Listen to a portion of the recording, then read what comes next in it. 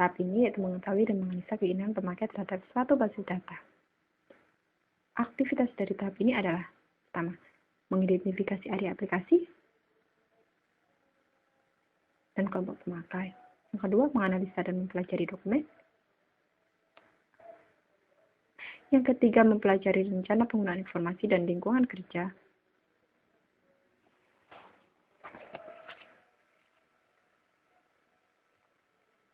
Yang keempat, penulisan respon untuk menentukan tipe. Yang kelima, untuk transformasi kebutuhan ke struktur yang lebih baik.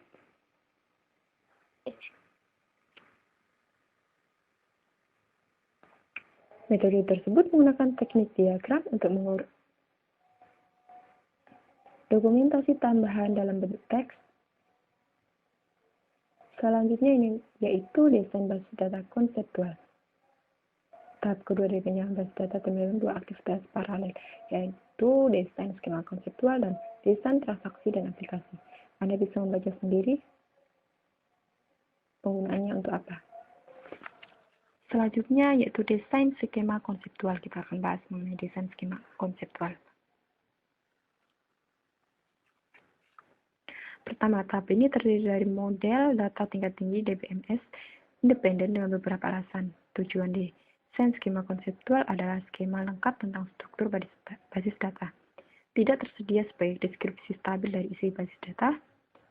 Sangat penting untuk pemakai basis data dan desainer. Dapat menawarkan kendaraan komunikasi yang baik di antar pemakai basis data. Pada tahap desain basis data perlu menggunakan model data konseptual level tinggi dengan karakteristik. Yang pertama, expressiveness. Yang kedua, simplicity and understandability. Ketiga, minimality. Diagrammatic representation. Kelima, formability.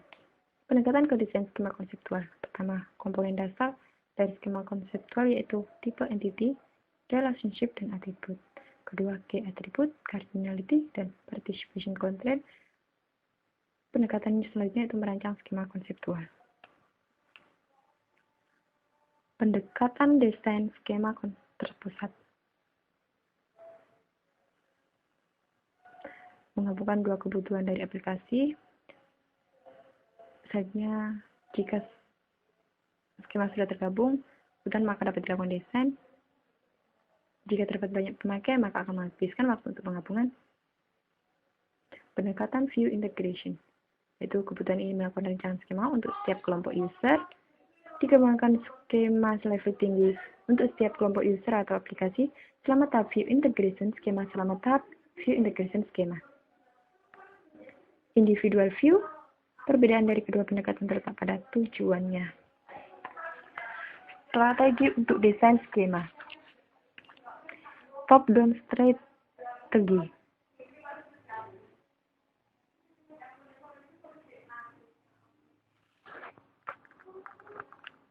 Dua button-up strategi.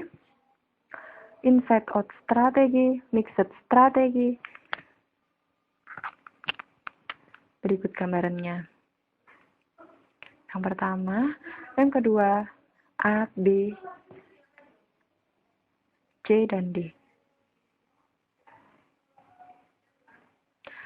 Sekarang itu akan membahas mengenai skema integrasi. Berguna untuk merancang skema individan dan kemudian menggabungkannya. Karena individual view relatif kecil.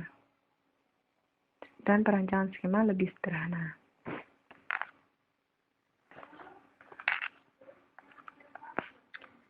Skema integrasi dibagi ke dalam beberapa bagian.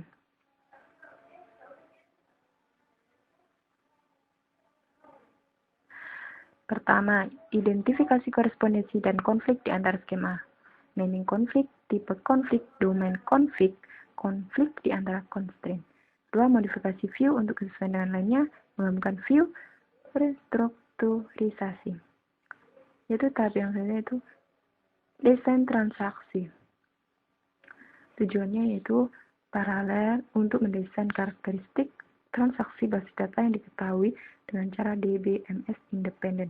Bagian terpenting dari perancangan basis data adalah menentukan karakteristik fungsi transaksi tersebut sebelumnya dalam proses perancangan. Hal ini menjamin,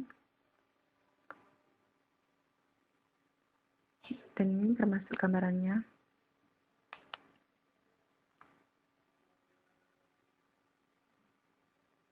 teknik yang umum digunakan untuk menentukan transaksi pada level konseptual adalah mengidentifikasi input atau output dan fungsional behavior. Transaksi dikelompokkan dalam 3 kategori. Pertama, retrieval transaction. Kedua, update transaction. Yang ketiga, mixed transaction. Tahap ketiga itu pemilihan DBMS. Pemilihan DBMS berdasarkan beberapa faktor, beberapa hal teknis, ekonomi, dan kebijakan organisasi. Faktor teknis adalah tipe DBMS, struktur penyimpanan, dan akses path yang didukung DBMS.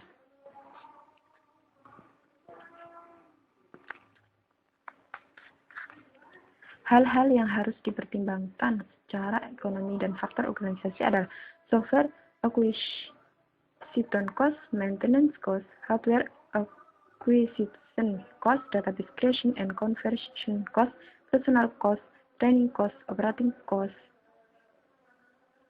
Keuntungan dari DBMS itu sendiri yaitu mudah digunakan, konsolidasi informasi perusahaan yang lebih luas, ketersediaan data yang lebih luas, akses lebih cepat, mengurangi biaya pengembangan aplikasi, dan redundansi cepat. Faktor-faktor yang menyebabkan aplikasi berbasis file ke basis data. Berikut ini. Anda bisa membacanya sendiri.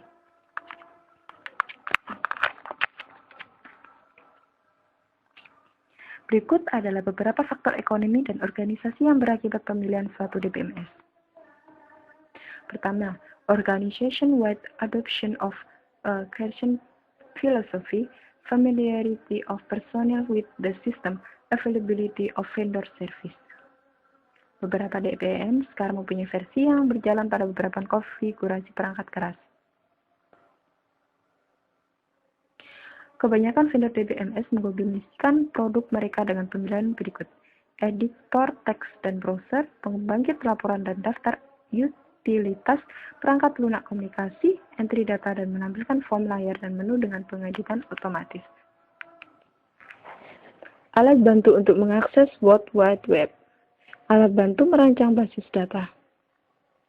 Tahap keempat yaitu pemetaan model data atau desain basis data logika. Fungsinya itu membuat skema konseptual dan skema eksternal dalam model data dari DBMS terpilih dengan memetakan skema tersebut. Proses pemetaan dalam 2 bentuk. Desain basis data fisik, yaitu perancangan basis data fisik adalah proses memilih struktur penyimpanan khusus dan mengakses state untuk file basis data untuk mendapatkan performansi yang lebih baik pada aplikasi basis data. Kriteria tersebut: pertama, waktu respon, utilitas ruang penyimpanan. Tahap ke-6 yaitu implementasi basis data dan tuning. Anda bisa membaca sendiri penjelasannya.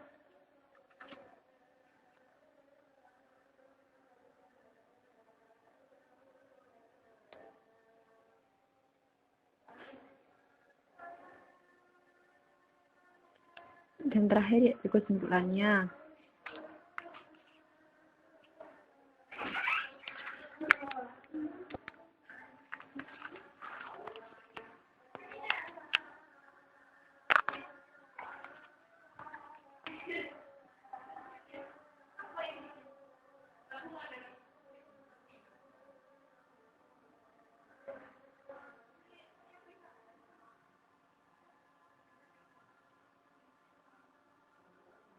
Selanjutnya yakni latihan soal dalam